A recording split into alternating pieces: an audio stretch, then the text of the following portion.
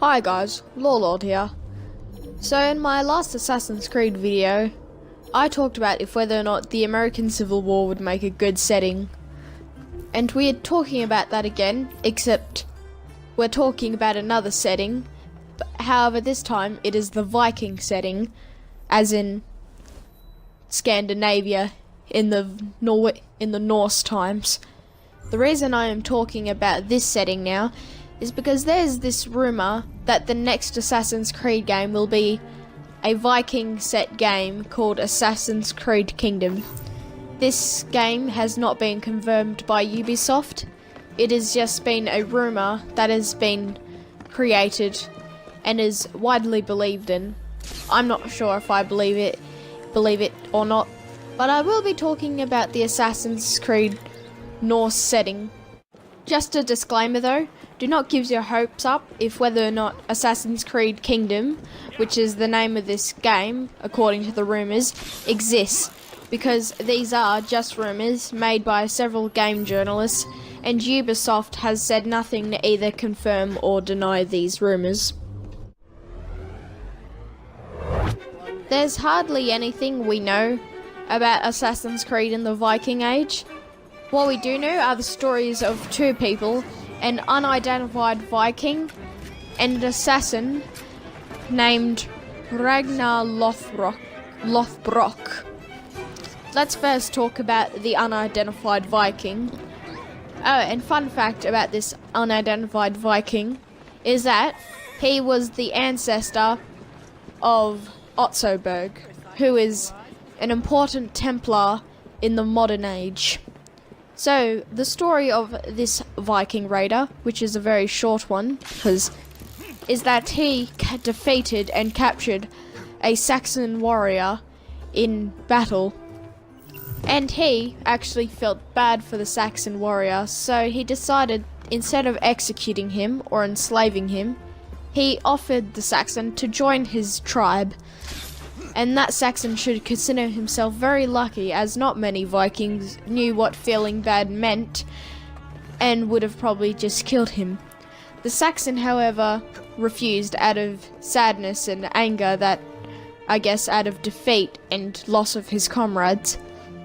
The Viking, out of pity, not out of anger or the fact that the Saxon was the enemy, killed him, as he saw that the Saxon was in pain and thought killing him would put him out of his misery, I guess. The next story is Ragnar Lothbrok, and before I get into his story, I found this picture of him on the Assassin's Creed wiki, and he looks a lot like Ezio Auditore. In fact, I'd probably assume that he was Ezio Auditore if I didn't have the context. But anyway, Ragnar was born on the year 793 and died on the year 865, and was a member of the Viking Assassin Brotherhood. He joined with his brother at the same time, and his brother was named Rollo.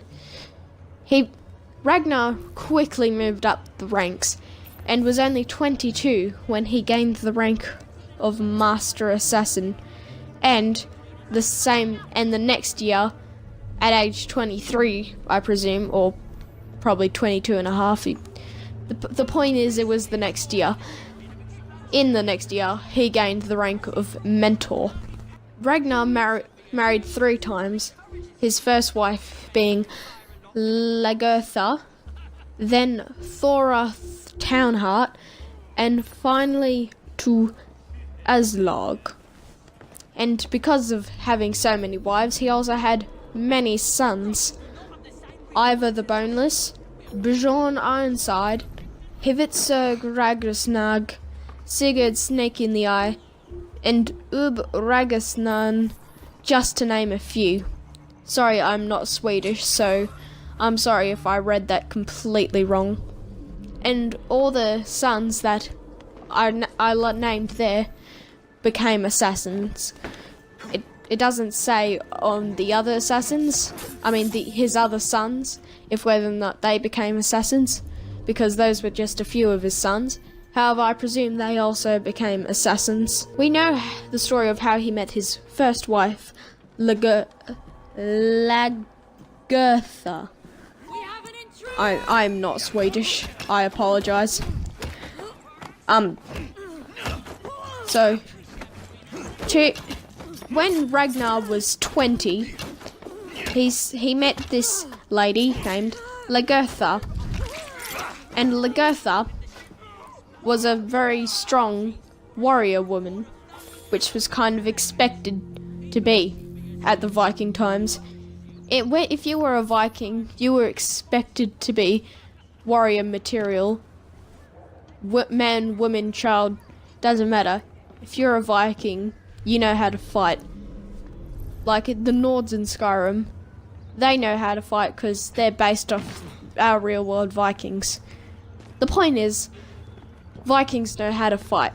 And since Lagertha was a Viking, she knew how to fight.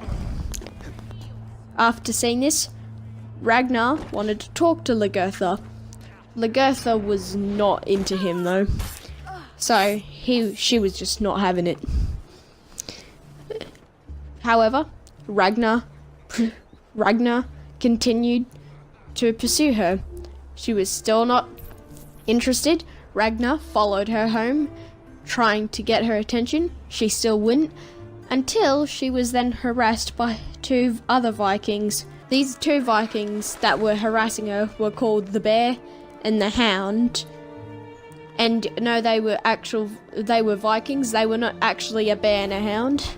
However, when Lagertha decided to finally hook up with Ragnar is when Ragnar killed both of these Vikings. And that's the story of how he met his first wife.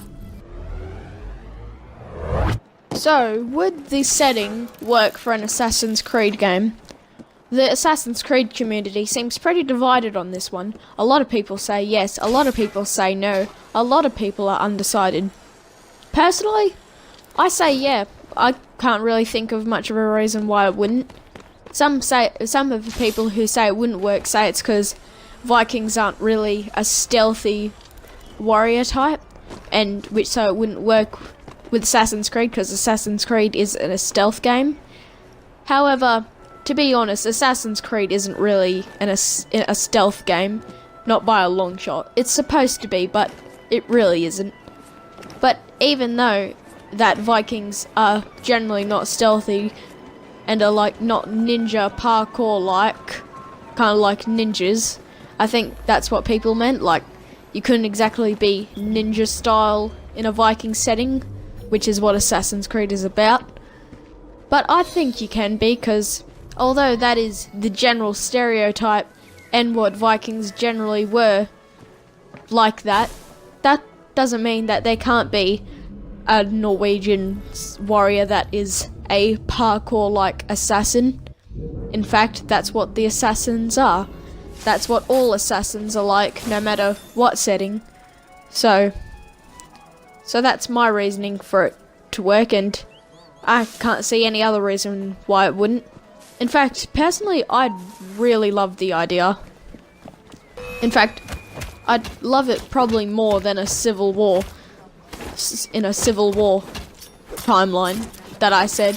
Because in my Civil War video, I said I'd also really love that in a game. But I think I would also, if I had to pick between a Viking Assassin's Creed game and a Civil War Assassin's Creed game, I'd probably pick the Vikings game. Because, 1, I'm a big fan of Skyrim, and 2, I'm just a big fan of Vikings.